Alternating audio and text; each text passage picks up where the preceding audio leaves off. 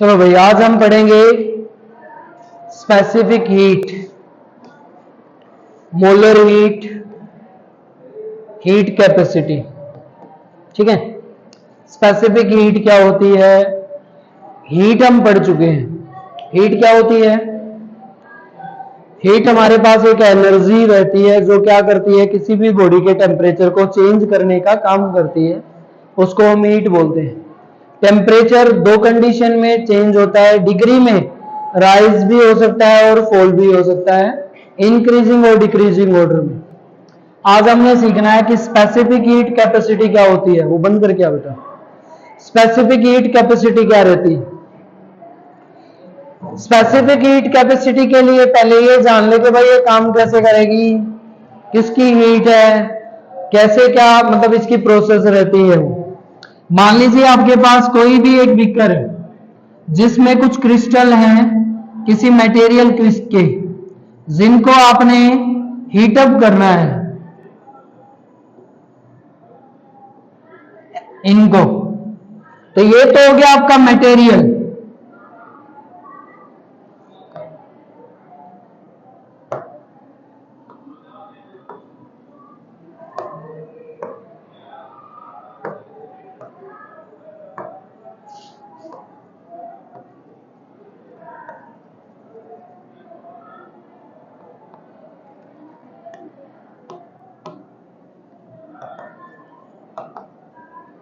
इस मटेरियल को हमने गर्म करना है, तो गर्म करने के लिए हीट देनी पड़ेगी।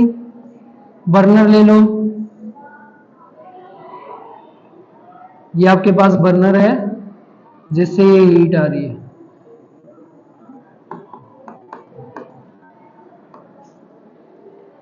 ठीक है भाई, हीट अगर हम इसको गर्म करने के लिए, इसके टेम्परेचर को राइज करने के लिए दे रहे हैं, तो ये इसकी हीट को क्या करना स्टार्ट कर देगा, इंक्रीज करना शुरू कर देगा। पहली कंडीशन तो ये, जब हमने इसको हीट देनी स्टार्ट की, क्या हीटिंग इफेक्ट तभी से स्टार्ट हो गया? नहीं, हमने जब इसको हीट दी तो पहले ये क्या करेगा, इस हीट को एब्जॉर्ब करेगा।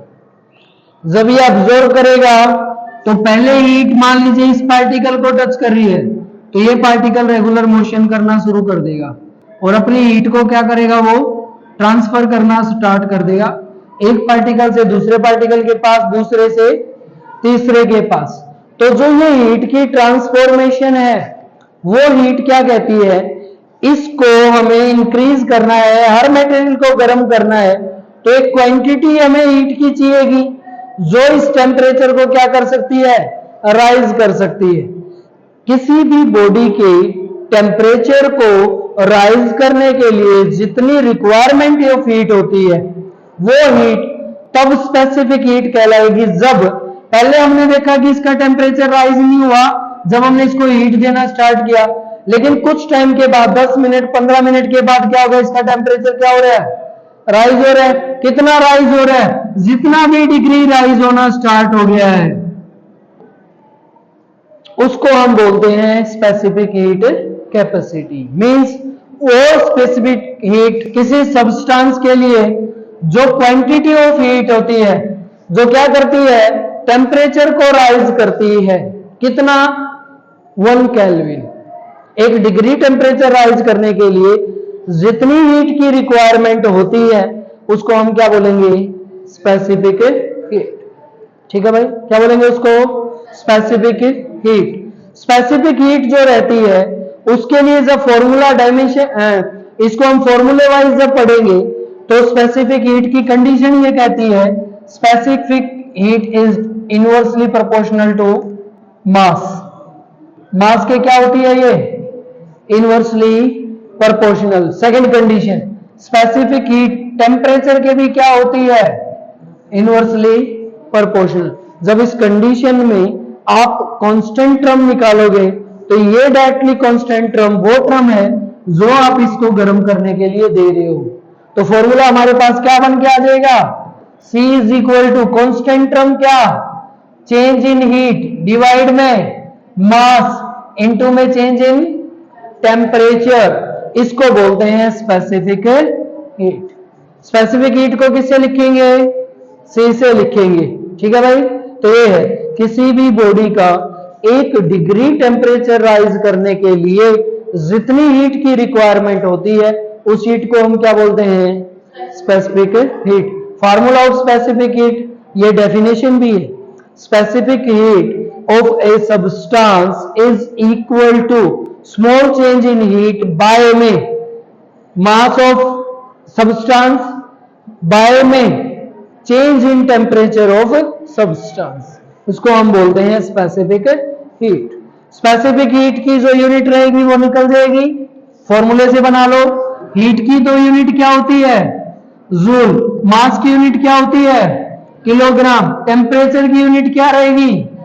केल्विन। तो ये यूनिट बन गई कि नहीं? सीजीएस और बना दो जल्दी से।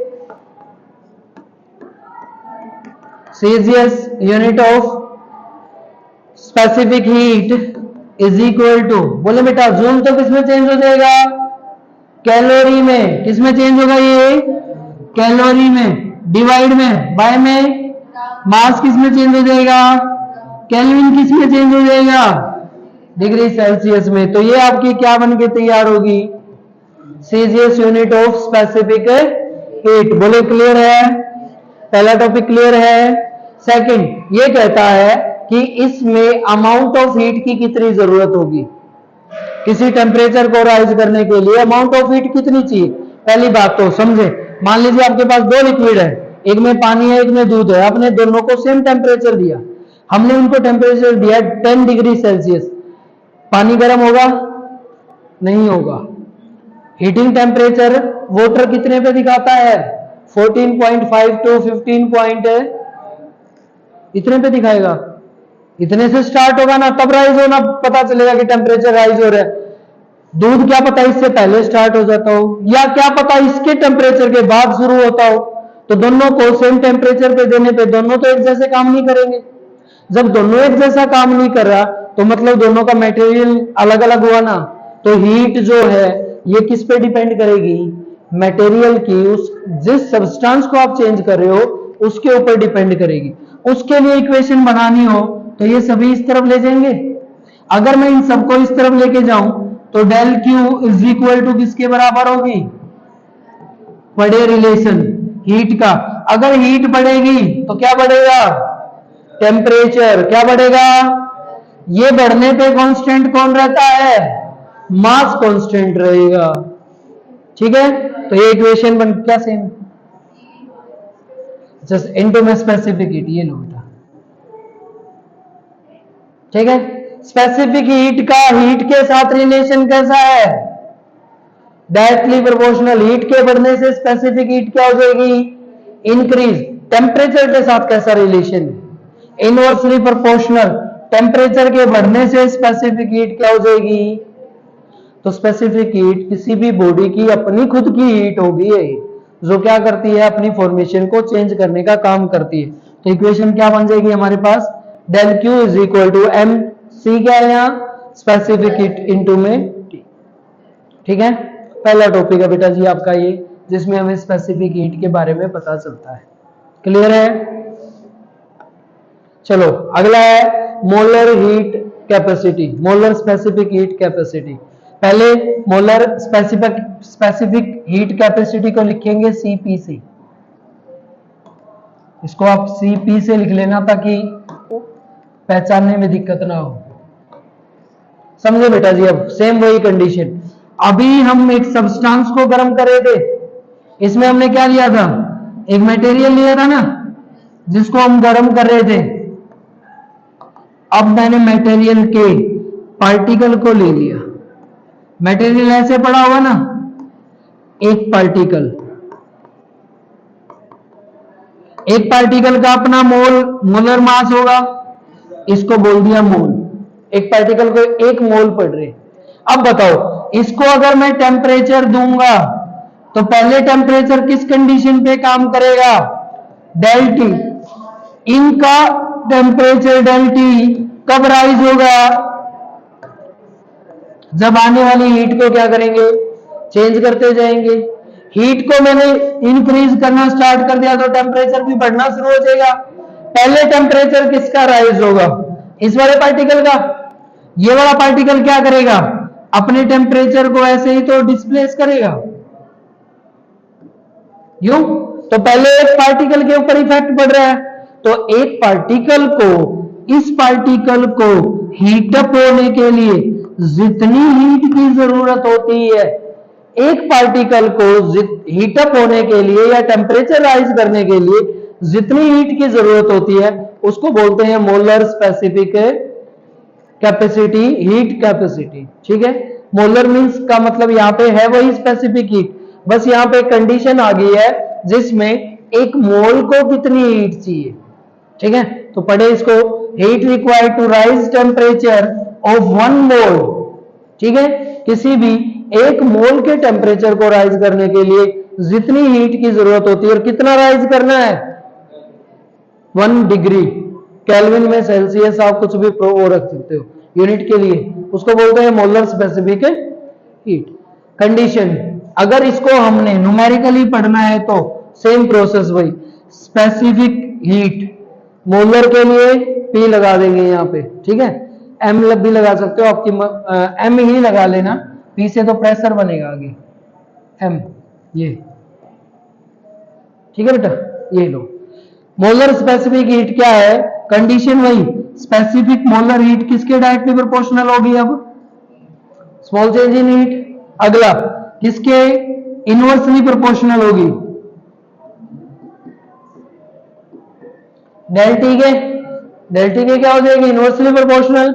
इक्वेशन बना देना, ये वाली इक्वेशन आपकी बनके तैयार हो जाएगी, जिसमें लिखते हैं C M is equal to del Q divide में नंबर ऑफ मोल्स, अब की बार मास की जगह क्या आ जाएगा, नंबर ऑफ मोल इनटू में डेल टी। यहां पे हीट इक्वेशन क्या बनेगी, अगर हमें हीट निकालनी हो तो हीट इक्वेशन क्या बन जाएगी, del Q is equal to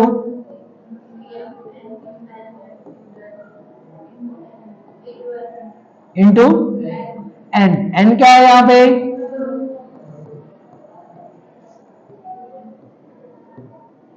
बताओ क्लियर है क्या।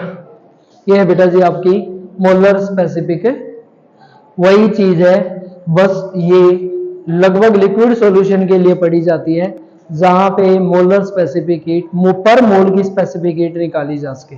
ठीक है, जैसे फॉर एग्जांपल आपके पास एक कप ऑफ टी है, ठीक है, उसमें 10 ml 100 ml चाय है, तो लिक्विड 100 ml हो गया। आपको ये पूछा जाएगा इसको राइज करने के लिए, इसके टेम्परेचर को 100 डिग्री राइज करने के लिए कितनी हीट की जरूरत होगी।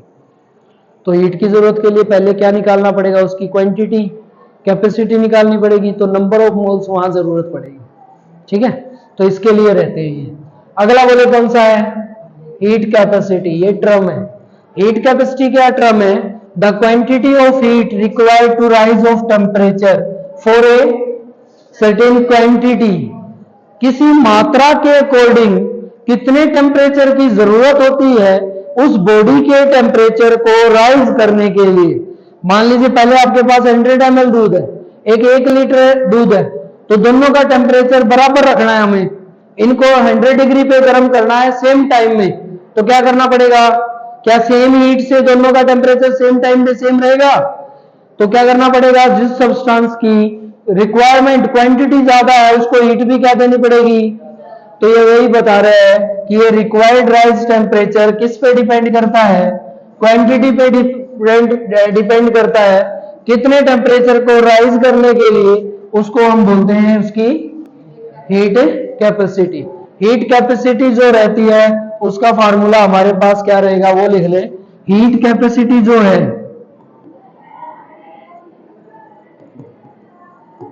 इज इक्वल टू किसके बराबर रहती है, molar specific heat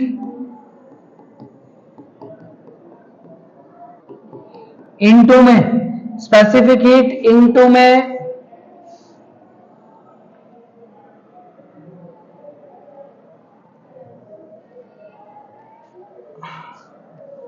small change in heat. Heat capacity is equal to, हाँ requirement of heat, sorry, del Q, नहीं बेटा,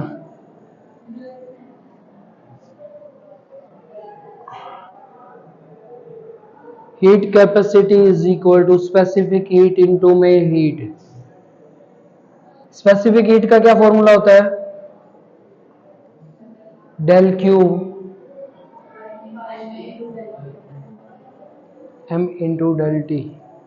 तो ये तो हो गया स्पेसिफिक हीट। यूनिट बनानी है जूल केल्विन, तो टेम्परेचर डेल क्यू बचेगा नीचे, del Q by T. Specific heat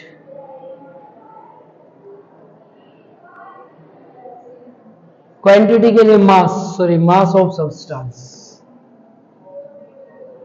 क्या फॉर्मूला रहेगा? Heat capacity is equal to specific into में मास। ठीक है, ये रहेगा भाई। सोल्व करके देखना एक बार इसको। स्पेसिफिक हीट का फॉर्मूला डेल क्यू बाय में एम इंटू में डेल टी इंटू में मास, एम से एम कैंसिल। क्या फॉर्मूला बना? डेल क्यू बाय में यूनिट दो डेल क्यू, हीट की यूनिट क्या होगी? जूल, टेम्परेचर की तो जूल केल्विन इनवर्स। ठीक है, तो इसके लिए फॉर्मूला रहता है बेटा जी heat capacity. Heat capacity means कितनी हीट की रिक्वायरमेंट है, कितने अमाउंट के लिए, कितना अमाउंट ऑफ कैपेसिटी को राइज करने, उसका टेम्परेचर 1 डिग्री राइज करने के लिए, उसको बोलते हैं हीट कैपेसिटी। हीट कैपेसिटी में एक छोटी सी डेफिनेशन पूछी जाती है वाटर इक्विवेलेंट के लिए। वाटर इक्विवेलेंट क्या रहता है? अब जो मास ऑफ वाटर है ना, उसको हमें किस हीट कैपेसिटी चाहिए, उसके टेम्परेचर को राइज करने के लिए। ठीक है, यहाँ पे वाटर इक्विवेलेंट हीट कैपेसिटी से ही रिलेट करता है, जहां पे ये बताना चाहता है कि वाटर को टेम्परेचर को चेंज करने के लिए उस वाटर के मास का, अब यहाँ पे वेट यूज नहीं कर सकते, कैपेसिटी में वेट यूज कर सकते, लेकिन वाटर का मास जो रहेगा वो कितनी हीट उसको चाहिए उसके टेम्परेचर को राइज करने के लिए, उसको बोलते हैं वाटर इक्विवेलेंट। वाटर इक्विवेलेंट के लिए जो फॉर्मूला होता है ना, वो W is equal to means heat capacity is equal to, इसमें लिखेंगे हीट कैपेसिटी किसकी? वाटर इक्विवेलेंट की। ठीक है, इज इक्वल टू किसके बराबर होगी? Specific heat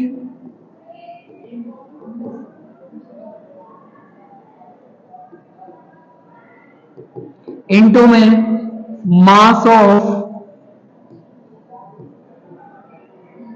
water. यहां पे वाटर का आपने मास यूज करना है।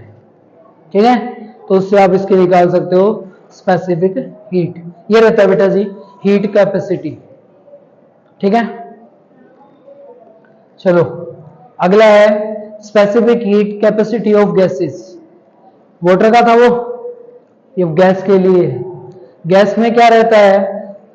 पहले तो गैस की कंडीशन पे भाई टेम्परेचर का और प्रेशर का खास इफेक्ट होता है, वो हमें पता है कि टेम्परेचर के चेंज करने से प्रेशर जो है वो गैसेस के ऊपर, टेम्परेचर अगर इंक्रीज होगा तो प्रेशर डिक्रीज हो जाएगा, रिलेशन रहता है। ठीक है, चलो हमने यहाँ पे क्या पढ़ना है कि स्पेसिफिक जो हीट रहती है उसका गैसेस के साथ कैसा रिलेशन है। दो टाइप से वो स्पेसिफिक हीट को, गैसेस को ट्रीट करता है, एक तो वॉल्यूम के साथ और एक उसके प्रेशर के साथ। पहले specific heat eight a constant volume denoted by CV। किसी भी स्पेसिफिक हीट के ऊपर जो आपको कांस्टेंट वॉल्यूम मिलेगी उसको किससे रिप्रेजेंट करेंगे? CV से। अगला specific heat eight a constant pressure is denoted by CP। CV लिखा हो तो ये आपकी स्पेसिफिक हीट वॉल्यूम कांस्टेंट पे है, और CP अगर लिखा हो तो ये आपकी स्पेसिफिक हीट प्रेशर पे कांस्टेंट पे है। अब ये क्या बताना चाह रहा है वो समझे। मान लीजिए आपके पास कोई गैसेस पार्टिकल है, हमने क्या किया, इसको स्पेसिफिक हीट दी। स्पेसिफिक हीट से क्या होगा? ये गर्म होना स्टार्ट होगा। गर्म जब होना स्टार्ट होगा तो इसकी वॉल्यूम पे इफेक्ट पड़ेगा। टेम्परेचर के बढ़ने से इसकी वॉल्यूम बढ़ना स्टार्ट हो जाएगी। ऐसे बढ़ेगा तो एक लिमिट तक बढ़ेगा ना, उसके बाद तो क्या हो सकता है, ये ब्रेक हो जाएगा, गैस जो है वो स्प्लिट हो जाएगी। तो स्प्लिट होगी ना, उससे पहले जो वैल्यू हमें इसकी वॉल्यूम मिली है उसको बोलते हैं कांस्टेंट वॉल्यूम, और उस कांस्टेंट वॉल्यूम पे इसके पास एक कांस्टेंट टेम्परेचर है, उस कांस्टेंट टेम्परेचर किससे मिला है? वो स्पेसिफिक हीट से, उसको रिप्रेजेंट करते हैं Cv से, और प्रेशर मिलेगा तो उसको किससे रिप्रेजेंट करेंगे? Cp से। तो ये दो टर्म आपने ध्यान रखनी है कि स्पेसिफिक हीट अगर कांस्टेंट है तो उससे को कैसे डिनोट करेंगे? The specific heat of a gas at constant volume. Constant volume के ऊपर स्पेसिफिक हीट कैसे ट्रीट करती है? The quantity of heat required to rise temperature of unit mass gas through 1 kelvin. वही आ गया ना, पहले जो फॉर्मूला था वो सेम फॉर्मूला नहीं आ गया? Specific heat at constant volume is equal to requirement of heat by में मास ऑफ गैसेस इनटू में टेम्परेचर। ठीक है, बस यूनिट क्या आ गई? इस टाइम पे हमारे पास क्या कांस्टेंट रहेगा? वॉल्यूम कांस्टेंट रहेगी। मींस टेम्परेचर के अब राइज करने से क्या वॉल्यूम में कोई चेंजमेंट आएगा? अब चेंजमेंट नहीं आएगा, मैक्सिमम उसकी वॉल्यूम आ चुकी है। इसके बाद जोर जबरदस्ती अगर करेंगे भी तो वो सेल्स ब्रेक हो जाएंगी, स्फीयर ब्रेक हो जाएगी। ठीक है, अगला सेम ऐसे ही स्पेसिफिक हीट गैस की किस पे निकालनी है? कांस्टेंट प्रेशर के ऊपर। स्पेसिफिक कांस्टेंट प्रेशर, प्रेशर जब कांस्टेंट रहेगा तो उस टाइम पे भी हमें क्या करना है? The quantity of heat rise temperature of per unit mass gas through 1 kelvin. 1 degree temperature rise करने के लिए जितनी अमाउंट ऑफ हीट हमें चाहिए वो बाय में किसके उसके डिवाइड में क्या होता है? उसका मास इनटू में